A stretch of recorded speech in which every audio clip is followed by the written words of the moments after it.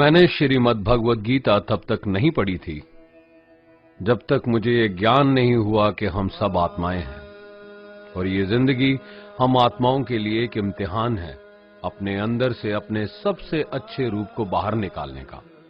और भगवद गीता इस इम्तिहान को पास करने की एक अहम किताब। भगवद गीता के 18 अध्याय हैं और ये संस्कृत में परमात्मा द्वारा दी गई थी।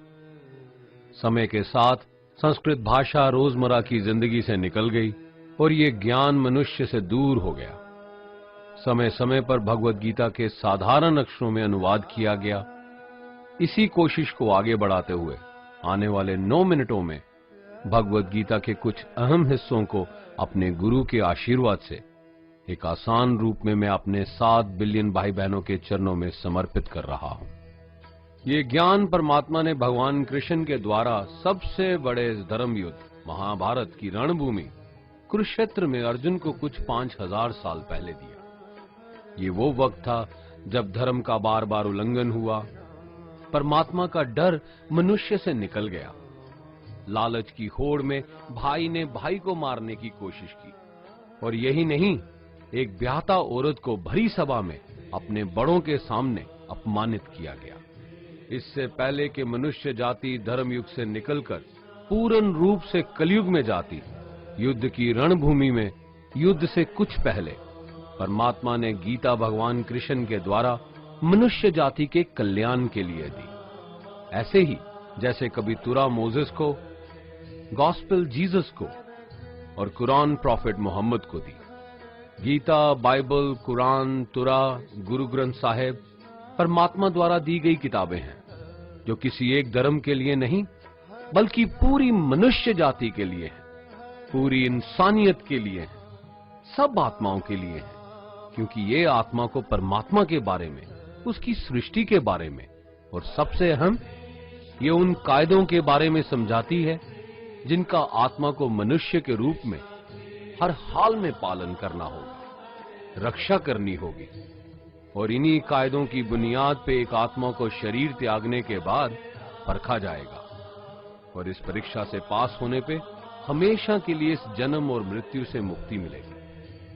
परमात्मा भगवद गीता में कहते हैं कि मैं ही सबकी शुरुआत हूं, मैं शुरू से भी पहले था और सब खत्म होने के बाद भी रहूंगा। सब मुझ में है और मैं सब में हूं। जो भी तुम छू सकते हो, देख सकते हो, चख सकते हो या सुन सकते हो, वो सब मैं हूं। ये नदियां, पहाड़, सूरज, ग्रहण, चांद, सितारे सब मैंने बनाए हैं। मैंने ही भगवान, शैतान, राक्षस और इंसान बनाए। मैं सर्वव्यापी हूं, सब में रहता हूं, सब में मैं हूं, मैं ही हूं। मैं ही ब्रह्मा बन के सब बनाता हूं और रुद्रा बन के सब नष्ट कर देता हूं। मैं ये सृष्टि यूं ही बनाता और तोड़ता रहूंगा ताकि आत्माओं को मौके मिल सके इस जन्म और मृत्यु से एक दिन मोक्ष पाने को, हमेशा के लिए परमात्मा के साथ रहने को। भगवद गीता कहती है कि इस सबसे बड़ी परीक्षा के लिए परमात्मा ने प्रकृति का निर्माण 5 तत्व हवा, अग्नि, जल, पृथ्वी और ईथर से किया, जिन्हें हम छू के, चख के, सूंघ के, देख के समझ सकते हैं। पर खुद परमात्मा इन 5 इंद्रियों की समझ से बाहर है। उन्हें आत्मा इन इंद्रियों से नहीं जान सकती।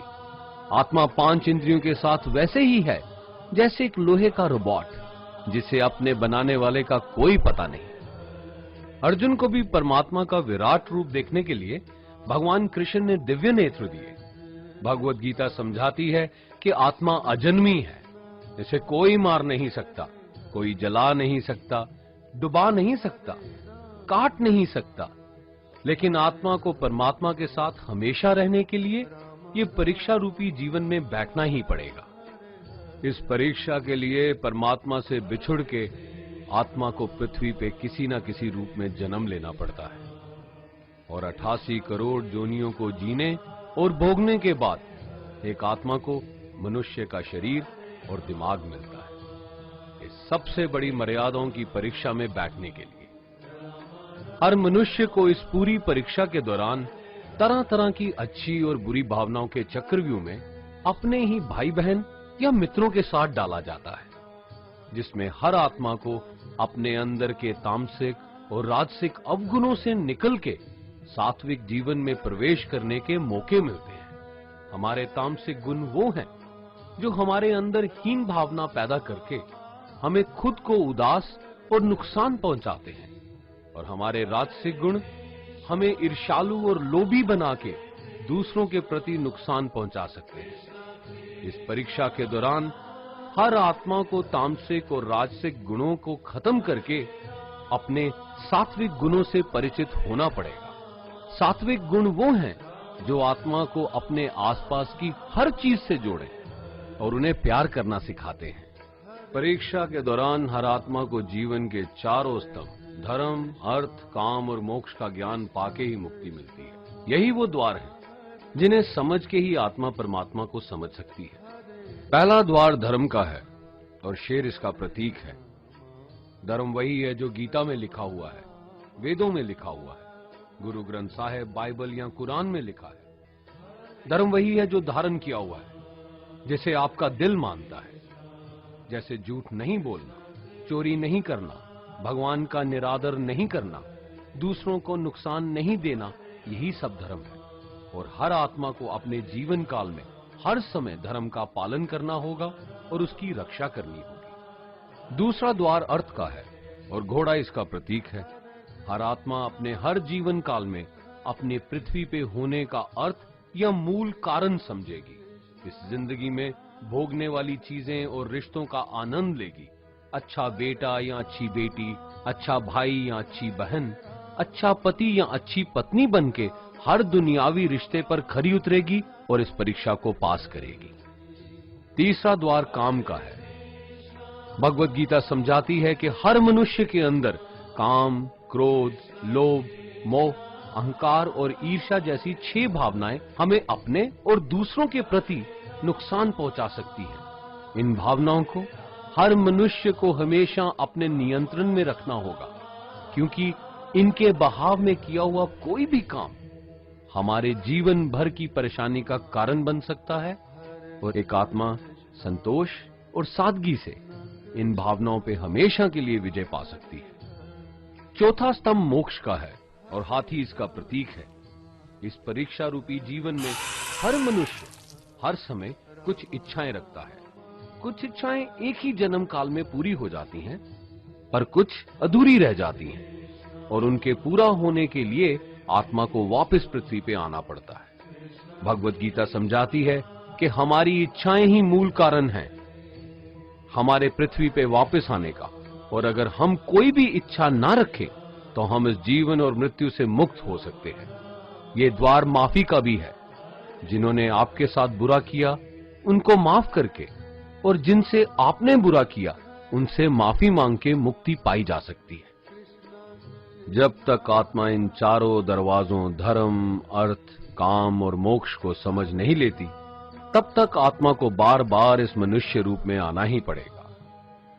परीक्षा का समय खत्म होते ही आत्मा शरीर और अन्य सब वस्तुओं का त्याग कर देती है। जो भी संसार में रहकर बनाया वो अब किसी और का होगा, और आत्मा अपने कर्मों के फैसले के लिए चली जाती है। आत्मा के अच्छे बुरे कर्मों का हिसाब होता है। अपने अच्छे कर्मों के लिए आत्मा कुछ वक्त के लिए स्वर्ग और दुष्कर्मों के लिए नरक पे चले जाती है। नरक में आत्मा को अपने पापों के अनुकूल सजाएं मिलती हैं, पर सजा खत्म होने के बाद आत्मा को फिर से एक नया शरीर और नया दिमाग मिलता है इस परीक्षा में फिर से बैठने के लिए। और हर परीक्षा में वही सब फिर दोहराया जाएगा, जिंदगी के 4 स्तंभ धर्म, अर्थ, काम और मोक्ष को समझने के लिए। हर जन्म में अपने कई जन्मों के कर्मों के हिसाब से हर आत्मा को कभी अच्छे और कभी बुरे हालातों से जाना पड़ता है।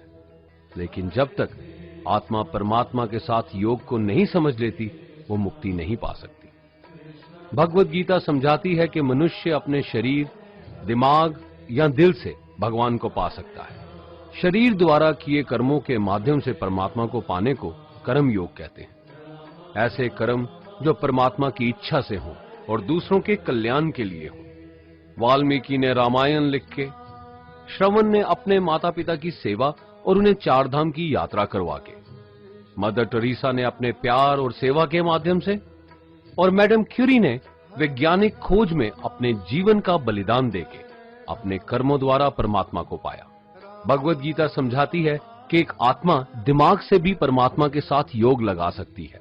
इसे राजा योग कहते हैं, क्योंकि दिमाग या मस्तिष्क सब इंद्रियों का राजा है। एक मनुष्य अपनी आस्था, सांस प्रणाली, आसन, अभ्यास, साधना और तपस्या से परमात्मा को इस योग के रास्ते पा लेता है। इस योग को समझने के लिए हमें अपने अंदर की एनर्जीज यानी चक्रा और कुंडालिनी को समझना पड़ेगा। आत्मा मस्तिष्क से मेडिटेशन या ध्यान लगा के परमात्मा के साथ योग लगा सकती है। शंकराचार्य, स्वामी परमहंस, स्वामी विवेकानंद और उनके जैसे कई योगी इस योग के रास्ते परमात्मा के साथ संधि लगा पाए। परमात्मा भगवत गीता में कहते हैं कि अगर किसी आत्मा को धर्म ना भी समझ आए, योग ना भी समझ आए, पर अगर वो मेरी शरण में आ जाए तो मैं उसके सारे पाप माफ कर देता हूं। परमात्मा को ऐसी दिल की गहराइयों से पुकार के पाने को भक्ति योग कहते हैं। चैतन्य महाप्रभु, मीराबाई और भगवान हनुमान इस योग के सबसे बड़े उदाहरण हैं। लेकिन कभी आत्मा अपने होने का मूल कारण भूल के धर्म का उल्लंघन करे या पाप के रास्ते पे निकल जाए तो उसे ठीक करने के लिए परमात्मा खुद किसी रूप में पृथ्वी पे जन्म लेते हैं। आइए श्री भगवत गीता, गुरु ग्रंथ साहिब, तुरा, बाइबल, कुरान या ऐसी किसी भी दीनी किताब को पूरा पढ़ के इस जिंदगी के असली मायने समझें और परमात्मा के साथ योग लगाएं। अगर आपने इसे पसंद किया तो इसे औरों को बांटिए, ताकि सब आत्माएं अपने यहां होने का मूल रूप समझ सकें और इस जन्म और मृत्यु से मुक्ति पाके हमेशा परमात्मा के साथ रह सकें। धन्यवाद।